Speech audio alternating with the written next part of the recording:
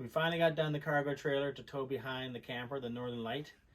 Our 10-foot by 5-foot single axle cargo trailer. We originally bought it to transport a snowmobile and realized that it'd be nice to have accommodations in it also, but still be able to transport the snowmobile. And it's all got to go behind the camper, which has like a 53-inch overhang off the back of the truck. So a couple things on the outside that we did first is we did an axle flip. So we gained about 4 to 5 inches of clearance in case we're, some rocky roads or maybe a little bit of snow. So we got a little more clearance with the axle flip. Next thing we did was we got a tongue extension. So instead of doing a hitch extension off the truck, which can make backing up really difficult and also create quite a bit of rocking in the trailer,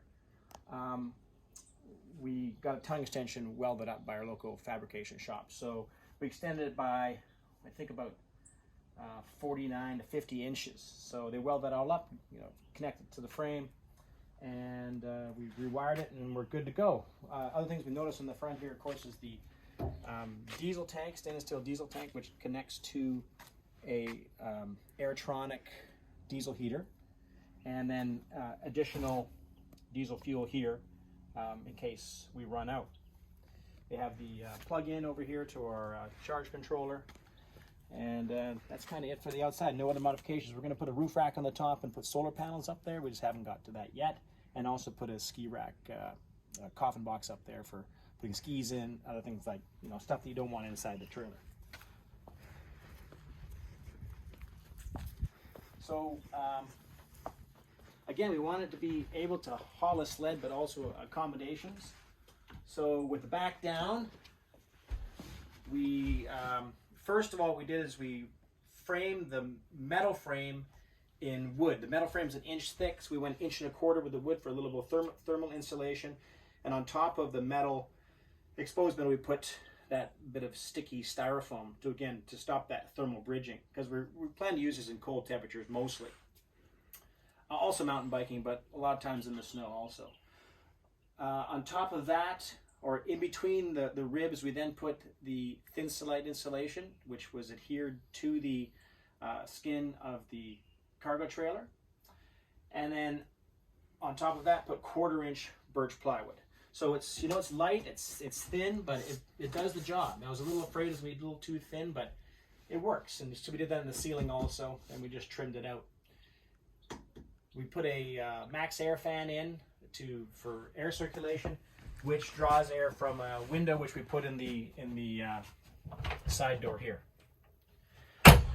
So we got 2 bunks,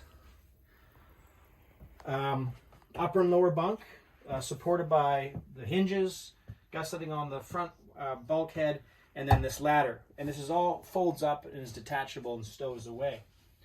In the front, we have a number of cubbies, some task lighting down here, which can be red or whatever.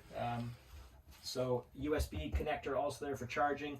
We see the temperature sensor and the controller for the diesel heater, and we just did some things for storage. Whether it be mountain biking helmets or clothing or your packs, whatever, it can hang there. And then of course hooks, because of course this is going to be like a drying area, so that all your jackets can hang here. Crank the diesel heater and everything's pretty dry pretty quick. Put some rubber mats down for your ski boots, that kind of thing. So again, lots of storage up on the side, usually for shoes when you come right in from the door. Throw them in there. We have our electrical area with our charge controller for solar and for external power, fuse box, and a 12-volt lithium battery down in the cubby there.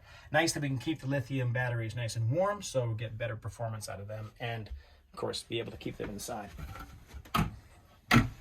Close that up. So when you want to be able to put the sled in here, you can see that these cutouts in the front, the reason is that the sled that I have now, an old sled, the skis extend far enough that this bulkhead made it so I couldn't put the sled in. So I made cutouts for the skis to slide right in there.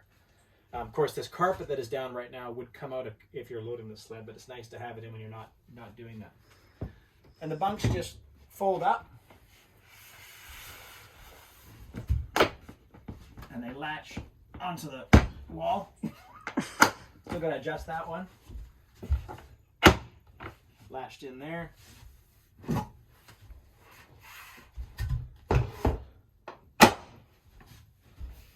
these are nice little spring latches that lock, so if it's bumpy, they're not going to open up on you, which is nice. And then the ladder just has some little hooks on the back. It just slides there and rests on the baseboard. So now we got the full space. Mountain bikes can go in here. We have some grommets in the floor that will hold this little bike rack over here that we build. So it just actually bolts to the floor, and you put the bikes in that so they can be stabilized. And the last thing is just the diesel heater, which is down here. So again, the Airtronic puts out a ton of heat. Yeah, fantastic. That'll work really great. And then the carpet comes up. It's just literally sitting here right now. And that's it. So we got our sled carrier and accommodations. And that's our 5x10 cargo trailer.